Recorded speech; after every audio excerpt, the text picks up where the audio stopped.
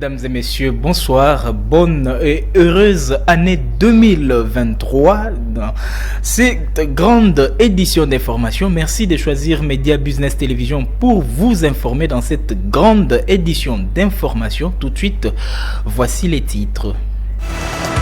Le président de la République démocratique du Congo, Félix Antoine Tshisekedi Tshilombo, commandant suprême des forces armées de la République démocratique du Congo, a présidé récemment à la Cité de l'Union africaine 2 réunions de sécurité et de défense. À la création de la classe moyenne en République démocratique du Congo, le directeur général de l'autorité des régulations de la sous-traitance dans les secteurs privés, Kachal Katem Miguel, a échangé avec le ministre de Petites et Moyennes Entreprises. Le porte-parole de la langue française du département d'État américain, William Yohan, demande au M23 de se retirer dans la partie est de la République démocratique du Congo. Si vous nous rejoignez dans cette grande édition d'information, mesdames et messieurs, bienvenue. Ouvrons-la par cette nouvelle. Le président de la République démocratique du Congo, Félix Antoine Tshisekedi Tshilombo, commandant suprême des forces armées de la République démocratique du Congo, a présidé récemment à la Cité de l'Union africaine 2 réunions de sécurité et de défense. La première avec la MONUSCO et la seconde élargie avec la force régionale de la communauté des États de l'Afrique de l'Est et AC en sigle. Suivez. De la communication et médias, Patrick Mouyaya, qui en est les comptes rendus, a fait savoir que la première réunion concernant les renouvellements du mandat de la MONUSCO sur base de la résolution 2666 du Conseil de sécurité des Nations Unies. Il était donc question de faire le point sur la relation entre le gouvernement de la RDC et la MONUSCO, suivant l'esprit de la résolution adoptée à laquelle il a également été fait mention du plan de retrait de la mission onusienne.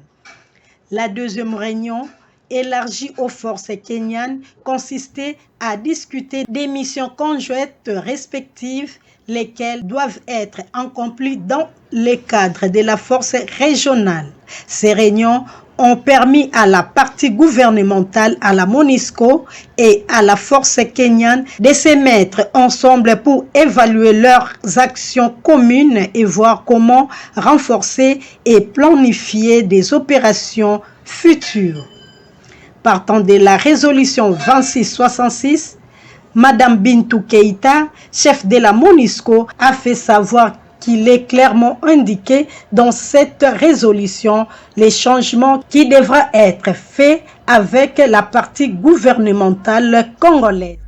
Mesdames et messieurs, les ministres démissionnaires de Ensemble pour la République, Christian Mwando Ntimba, Chérubin Okende, Véronique Kilumba, ont été devant les militants du parti Ensemble pour la République, parti cher à Moïse Katumbi à Lubumbashi. Ils expliquent pourquoi sont-ils partis du gouvernement central. Suivez. La foule des militants venus ovationner leur leader était tellement compacte qu'elle n'a pas permis à Mwando, Okende et Kilumba de continuer en véhicule. La route était noire du monde, si bien que les ex-ministres ont été obligés de communier avec la base en faisant le pied sur plusieurs kilomètres entre l'aéroport de la Loano et les centres-villes de Lubumbashi pour afin chuter au siège du parti. Ici, les 3 personnalités se sont adressées à la foule venue non seulement leur exprimer l'admiration républicaine qu'ils méritent, mais aussi écouter leur discours post-gouvernement. Prenant la parole, l'élu de Lukunga à Kinshasa, Chérubin Okende, a expliqué les circonstances qui ont conduit à leur départ du gouvernement.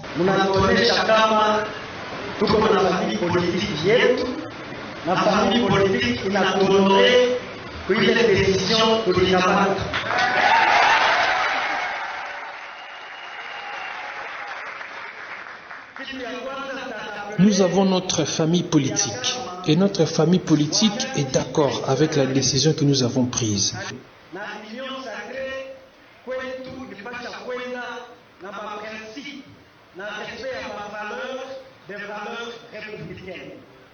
Selon nous, l'union sacrée devrait fonctionner suivant les principes et le respect des valeurs républicaines. Et notre parti, ensemble, nous a fait confiance en nous envoyant le représenter au sein du gouvernement. Nous avons reçu une ligne de conduite. Et cette ligne de conduite du parti voulait qu'une fois membre du gouvernement, il fallait que nous puissions travailler pour la République, privilégier les intérêts de la République et créer la différence par rapport à notre comportement au sein du gouvernement. Aujourd'hui, nous rentrons vers vous. C'est vous qui allez nous évaluer. Vous avez vu comment nous avons travaillé au sein du gouvernement. Nous sommes aussi comptables des actions que nous avons posées au niveau du gouvernement. Processus électoral en République démocratique du Congo, le rapporteur adjoint de la Commission électorale nationale indépendante CENI en sigle, Paul Moindo, a procédé récemment au lancement du niveau 2 de la cascade de formation pour les provinces de l'ère opérationnelle 3 au nom du président Denis Ekadima à Goma. Eli Monzo pour les détails. C'était en présence du directeur de la communication Jean-Baptiste Itipo, du secrétaire exécutif provincial de la CENI Nord Kivu et tout le chef d'antenne venus de tous les 6 territoires et 3 villes de la province du Nord Kivu. Ces membres du secrétariat exécutif provincial, des informaticiens de points focaux, juristes, des formateurs électoraux, provinciaux et des facilitateurs venus de Kinshasa.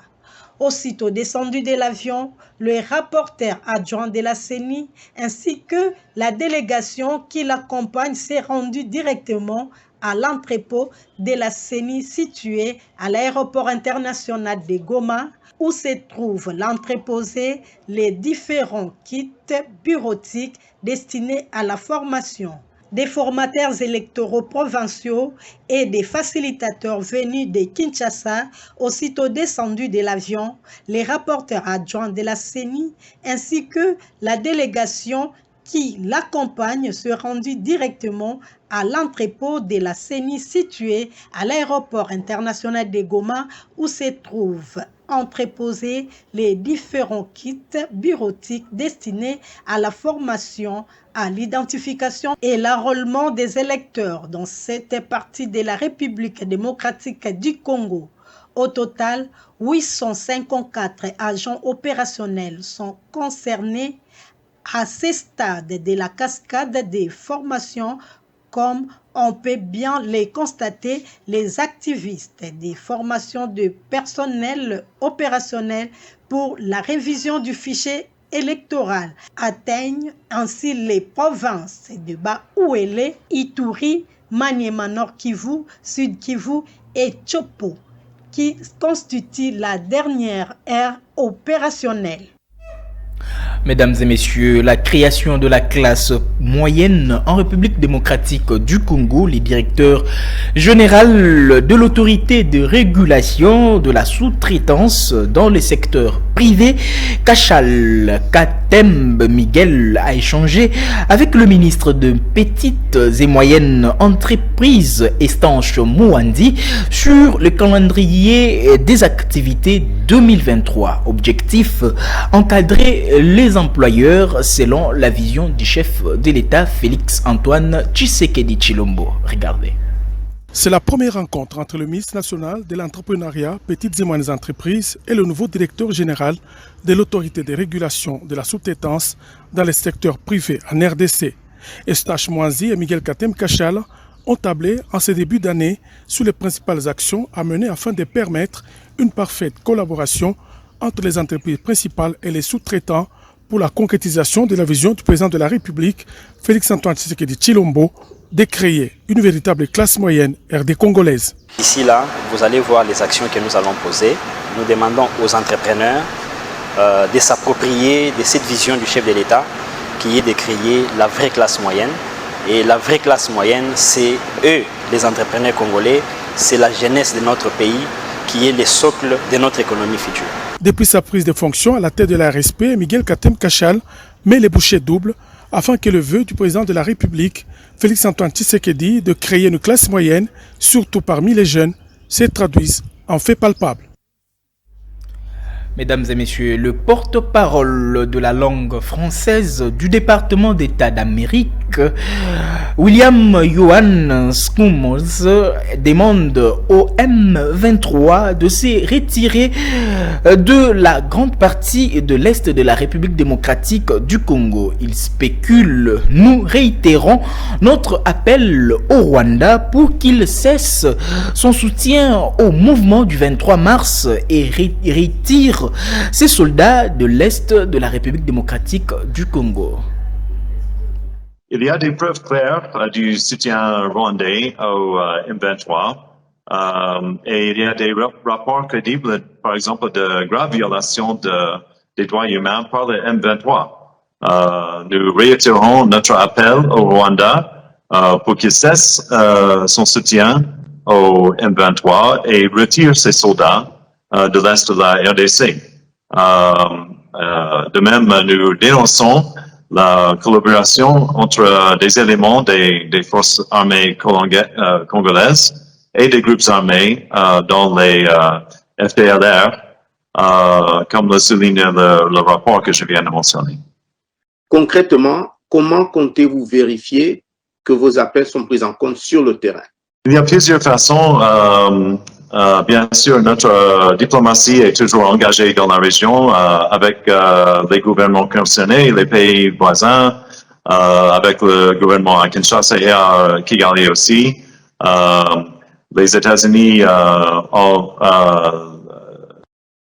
des équipes dans chaque capitale qui sont chargées de surveiller la situation. Il y a aussi l'ONU, bien sûr, qui vient de publier ce rapport. Il y a des casques bleus, il y a des ONG, et nous recevons par exemple des rapports de chaque côté, des rapports parfois concernant de violations de droits humains, par exemple. Mais c'est par plusieurs façons, plusieurs voies. On cherche à surveiller la situation. On reste concerné par la situation, mais le rapport qui vient d'être publié, c'est un bon début. Johan Schumansis, vous êtes porte-parole du département d'État. Nous disons merci. Merci beaucoup. L'acteur politique Alec Chako s'est communié avec sa base de Mongafula, précisément dans le quartier Kindele, là où il s'est acquitté de son devoir civique, celui de l'enrôlement au centre d'Anela. Le digne fils de ces coins de la capitale a rassuré la population quant au processus électoral. Regardez. Accompagné d'une foule immense, venu soutenir les dignes fils de Kindele, l'honorable Alec Chako, la population de Mongafula tient à propulser le leur quant aux échéances électorales prochaines. Après avoir rempli son devoir civique, celui de l'enrôlement au centre d'Anela à Kindele, Alec Chako a lancé un message fort à sa base. Oui, notre présence ici se justifie par le fait qu'on est venu nous acquitter du devoir civique en tant que citoyen congolais qui attend les élections telles que programmées par la CENI. Et donc nous sommes venus ici pour avoir notre carte d'électeur. On voudrait avoir la carte d'électeur parce que c'est le visa pour chaque Congolais à l'âge de voter, de pouvoir exprimer sa voix, de pouvoir opérer le choix sur qui voter. Et donc, nous profitons de vos micros pour lancer un appel fort à tous les Congolais qui sont encore à la maison ou qui traînent, de se prêter parce que le 23 janvier, ce n'est plus loin. Et donc, nous demandons à tous les Congolais, les Kinos en général et ceux de Mongafula en particulier, de pouvoir se munir de leur carte d'électeur parce que cette fois-ci, nous allons opérer un choix judiciaire. Satisfait de la présence de celui qui connaît les déshydratats de ces coins de la capitale, les habitants de Kindélé se disent déterminés de soutenir Alex Chako au processus électoral.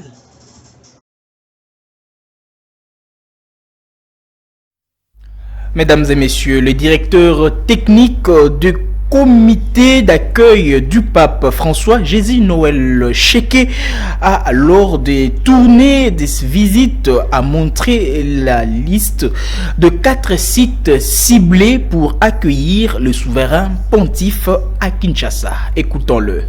Excellence, Monsieur le ministre, pour la parole. Déjà, il faut signaler que nous parlons des travaux de reprise. Parce que comme vous le savez, initialement prévu en début de mois de juillet, les niveaux d'exécution des travaux avaient déjà atteint 90%, 95% pour certains sites, 80%, principalement pour les sites de Goma. Et avec ces travaux de reprise, donc nous pouvons donc ici aujourd'hui rassurer d'abord l'opinion que suivant les instructions de son Excellence Monsieur le Premier ministre, une semaine avant l'événement, c'est-à-dire au 25, tous les travaux sur l'ensemble des sites doivent prendre fin, en dehors simplement de quelques travaux décoratifs qui pourront se faire éventuellement la veille. Sur les 6 sites, comme vous l'avez annoncé, Excellence, qui va accueillir l'ensemble des activités du Saint-Père, soit les 11 activités retenues, en plus de 2 autres activités en fait qui ne s'intègrent pas directement sur un site. Il s'agit donc de toute la traversée de la ville, mais aussi la double activité qui aura lieu au niveau de l'aéroport d'Njili, donc avec la cérémonie solennelle d'accueil et la cérémonie également de revoir qui aura à Njili, donc ce qui ramène à 11 plus 2 événements qui nous attendent.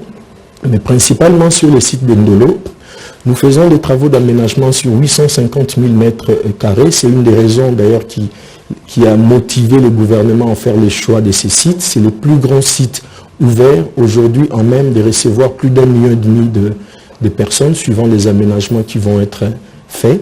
Et aujourd'hui, les 850 000 mètres carrés du site de Ndolo va être compartimenté en 30 zones, question d'éviter qu'il y ait des mouvements de masse également. Et sur ces mêmes sites que nous allons transformer en une grande église à ciel ouvert, il y a une tribune, une grande, jamais construite dans l'histoire de ces pays. C'est à la hauteur et également à la dimension de l'invité personnel de son Excellence Monsieur le Président de la République. C'est une tribune qui fait 1440 mètres carrés. Le début de l'année 2023 s'annonce difficile du côté de la population quinoise. Ces mois de janvier, la population congolaise est toujours confrontée à la flambée de prix des denrées alimentaires. C'est mardi 10 janvier 2023, les habitants de la commune de Ngaliema ont lancé un cri d'alarme quant à ce. Ils estiment plutôt que le gouvernement doit assurer leurs responsabilités pour permettre de vivre dans de bonnes conditions. Un papier de Lokolo James Olungo. Suivez. Jamais, après c'est différent. C'est différent parce que Nathan Wakala, après ça quand même il y a Okita. Et puis on a bien que Moutou, à tel que l'on n'est pas se retrouver. Mais les lots eza au matin et biloko peza au matin te keloko to trouver le côté diminution ekiti ya makasi ekiti pena makasi. Bon, le problème c'est quoi? On m'a dit qu'on to vivre na congestion moko ya taux à dollar c'est que ça au matin même si le cas 5 comme des 1000 francs so ba kisi ka taux à dollar au matin biloko na ça ni okita lokwa taux dollar eza okita te moi ke biloko kita ezati ya moto ça ba konza mboka bava nano lisanga ke basa réunion moko boyaki ya taux de l'air qui t'annonce taux de l'air qui sont un peu tous à la peine un peu moins bien on va vendre tout ça biso bien ba marché ba ndokota tout ça mais comme de l'air ça on a toi likolo moi que ça makambo na ezate donc tout souffrir makasi mboka peut-être mala bien tout souffrir makasi. C'est ça le problème. Bon, merci monsieur le journaliste pour la question. C'est une question trop pertinente. Na répondre au bout. Moi, je pense que il faut échanger. Pourquoi je dis qu'il faut échanger? Parce que échangé d'une manière négative, c'est-à-dire ezalaki bien ezokende d'autres kende finalement déclin moko bout. Na ko répondre un exemple moko. Sec il y a secret maintenant au sommet on a 5 000 francs à l'époque. Si que commis au-delà de 10 000 francs. Donc fois des en bout maintenant au sommet là. Donc ce qui prouve réellement que les pays ezokende ti na moi déclin moko bout. La manière dont on a consommer babiloko tout le monde qui est babiloko ngo emati. Pourquoi emati? Parce que tout peut augmenter.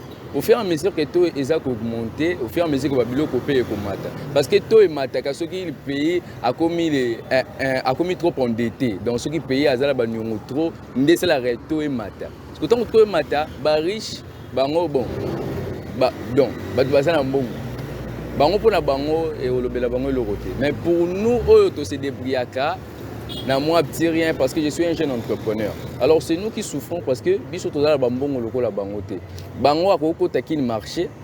Donc à rejoindre sur 100 ans ba prix. C'est pendant que moi je dois natangi prix parce que na bida ke mboko na nango eza ndeti moya okokate. Alors pour répondre en bref à votre question, ndeti on somba biloko eza ya ngote suite à tout. Donc tonde sali ke ba biloko pe e mata. Yango biso ce que tozo souffrir kola eloko wana.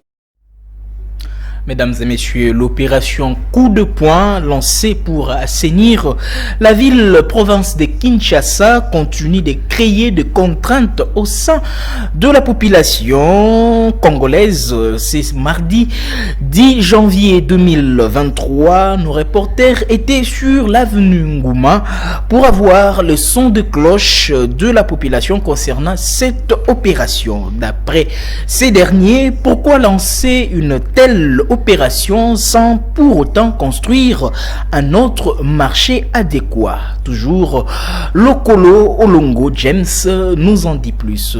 Na lobi boy ndenge bozo benga na biso tozo tangisa bana baliaka ka awa place otekele zate bozo benga na biso toza na choite tozo mona place okende te ndo mayele sili biso tokosala nde na moma oyo kolia passe bana bazotanga bana bazolia bazotanga na place mwana nga ko makula malamu nga mo mama na ena luka siko bonde bo benga na biso tozana ono tokosala te eloko te nini te tozo bunda to teka po bana batanga siko bozo benga na biso toketekela pa tokosala ndenge nini bobongisele biso place misusu ya kotekela po ezala kozuka mwe loko no luka mwa kwe mo boyo ozo débrouiller po na bana balia batanga na suki kawana so pasi penza pasi oyo yokande pasi okende ko luka mwa biloko ngo transport pe pasi oko yango tanda ngawa batu ko bienga na basoda ko bienga na moye te tozo kimaka mbango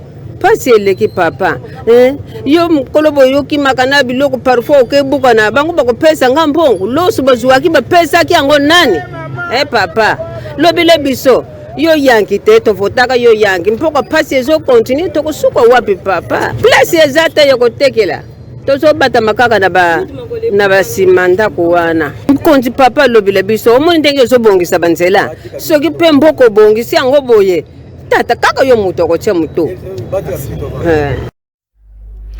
Mesdames et messieurs, cette information, 37 ans après, le pape François arrive à Kinshasa le 31 janvier 2023. C'est donc un événement qui va marquer l'histoire de notre pays et restera dans les annales événementielles. À travers cette visite, le pape tient à montrer sa solidarité envers le peuple congolais. Aussi, ça sera l'occasion pour lui d'exprimer l'amitié, la proximité de l'Église universelle auprès de l'Église de la République démocratique du Congo. Par cette visite, sa sainteté, le pape François veut réellement aider les Congolais à tourner la page. Ces voyages, initialement prévus début juillet 2022, avait été reporté sine die en juin en raison de sa santé. Pour ces 31 janvier au 3 février 2023, le pape sera bel et bien avec tous les Congolais. Mesdames et messieurs, c'est par ici que nous mettons terme dans cette grande édition, mais avant de nous quitter, voici ce qu'a été le titre. Le président de la République démocratique du Congo, Félix Antoine Tshisekedi Tshilombo, commandant suprême des forces armées de la République démocratique du Congo, a présidé récemment à la Cité de l'Union africaine 2 réunions de sécurité et de défense. À la création de la classe moyenne en République démocratique du Congo, le directeur général de l'autorité des régulations de la sous-traitance dans les secteurs privés, Kachal Katem Miguel, a échangé avec le ministre de Petites et Moyennes Entreprises. Le porte-parole de la langue française du département d'État américain, William Yohan, demande au M23 de se retirer dans la partie est de la République démocratique du Congo. Mesdames et messieurs, ce journal est terminé. Merci à l'équipe rédactionnelle et à l'équipe technique de Media Business Télévision. Merci à Lokolo Olongo James qui a assuré la supervision de cette grande édition d'information. Mesdames et messieurs, l'information reste en continu. Vivez 100 ans.